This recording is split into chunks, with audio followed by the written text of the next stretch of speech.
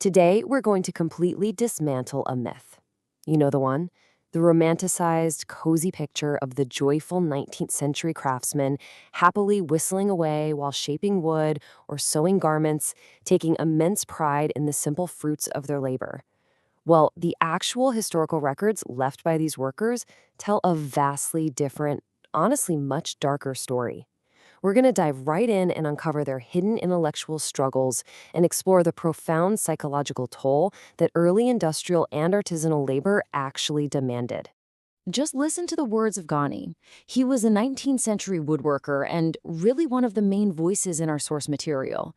He instantly shatters any illusion we might have about the joy of manual labor. Notice how he doesn't complain first about his low wages or even the physical pain in his hands. He says, "The worst of all my ills as a worker is the brutalizing nature of the work. It suffocates me." He's talking about the literal suffocation of his mind, the forced suppression of his intellect just to survive the day. So here's our agenda for this journey through a worker's mind. 1. Scraps of childhood knowledge. 2. The brutality of apprenticeship.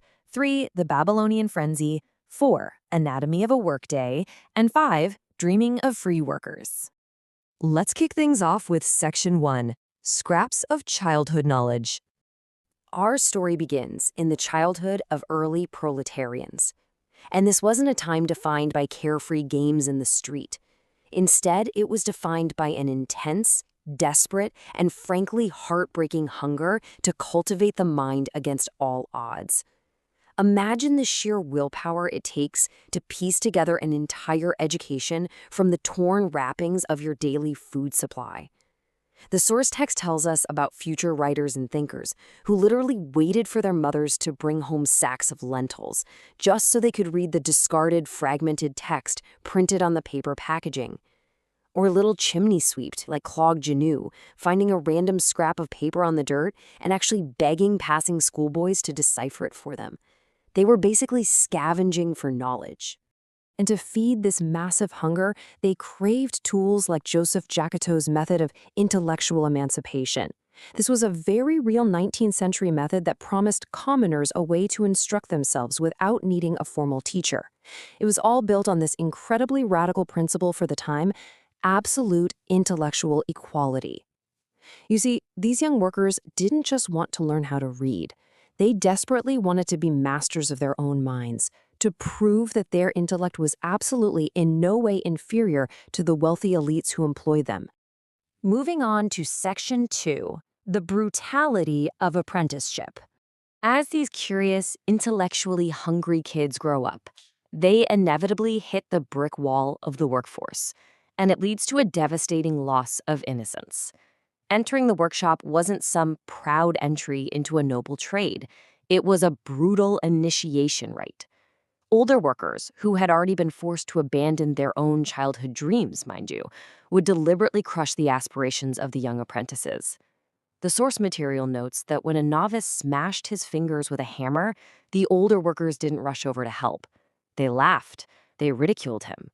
The environment was so physically and emotionally abusive that some children, who were often treated like vagrants, actually stated they would prefer the cold walls of a prison to the floor of the workshop. That brings us to Section 3, the Babylonian frenzy. This intense psychological pressure, this constant crushing of the intellect, leads directly into a fascinating and really dark phenomenon. At the time, moralists used the term Babylonian to describe lazy workers who just wanted to get drunk on Sundays and skip work on Mondays. But our source reveals a much deeper, darker truth.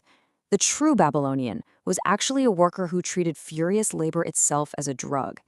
They would intentionally overwork themselves to the point of absolute exhaustion, using the violent rhythm of their own physical exertion as a sort of intoxication to forget that they were chained to the job in the first place. And look at the profound disconnect between the ruling classes and the working class here.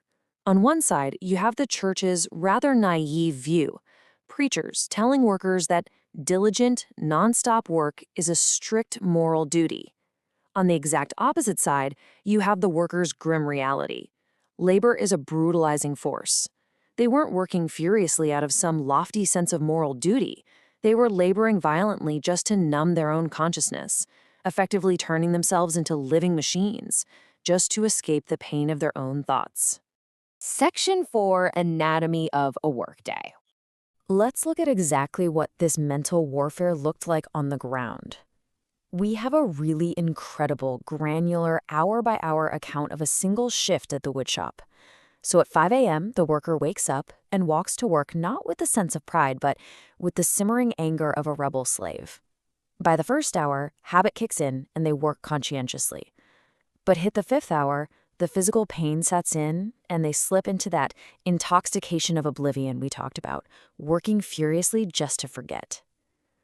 By the eighth hour, their mind snaps back to reality and they briefly become an apostle of rebellion, whispering about rights and revolt to the folks working next to them. Finally, by evening, the shift ends, leaving them in a state of complete exhausted despair. A really crucial point here is how the worker actually views their boss. The master isn't just a distant, wealthy elite lounging on a velvet sofa somewhere across town. Down in the workshop, the master is perceived as a constant, noisy intruder. The worker tries to survive the grueling day by slipping into internal reveries, imagining a better life or recalling lines of poetry. But the master is always prowling the floor. The very gaze of the boss, his constant footsteps, physically tear the worker's soul away from those comforting dreams and forcefully snap them back into captivity. This alienation becomes so unbelievably unbearable that Ghani describes looking out the high workshop window. He sees a poplar tree swaying in the wind and a flock of free birds flying past. And in his despair, he actually envies the tree. He literally wishes he could shed his humanity, descend into a vegetative state, and just bury himself in the bark. Why? Because a tree doesn't have a human mind that can comprehend its own enslavement. He wishes to be an animal or a plant just to escape the sheer torture of human thought under constant exploitation. This brings us to Section 5, Dreaming of Free Workers. Because what happens when the bell finally rings and the shift is over? Well, the workday ending isn't a true release. The worker leaves the shop carrying immense psychological burdens.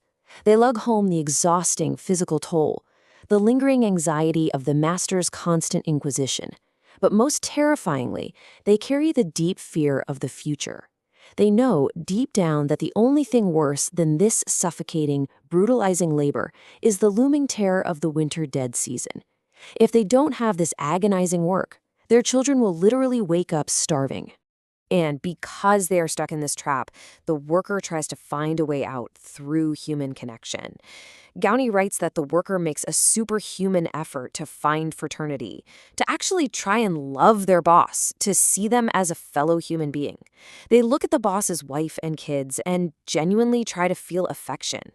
But the strict, cruel displacements of their society guarantee that this is pretty much impossible. The worker can only see the boss's family as future exploiters, whose frivolous expenses represent the exact forces squeezing the worker's own lifeblood dry. All of these daily, agonizing struggles culminate in a profound philosophical dilemma for these early proletarians. So, I want to leave you with this provocative question drawn straight from the source material. How could a society of truly free workers ever be built when the current system holds absolutely everyone captive? How do you create liberated pathways when the very rhythm of daily survival strips away your time, your energy, and the very independence of your mind? It's a haunting question from the 19th century, and it's one that still absolutely resonates today.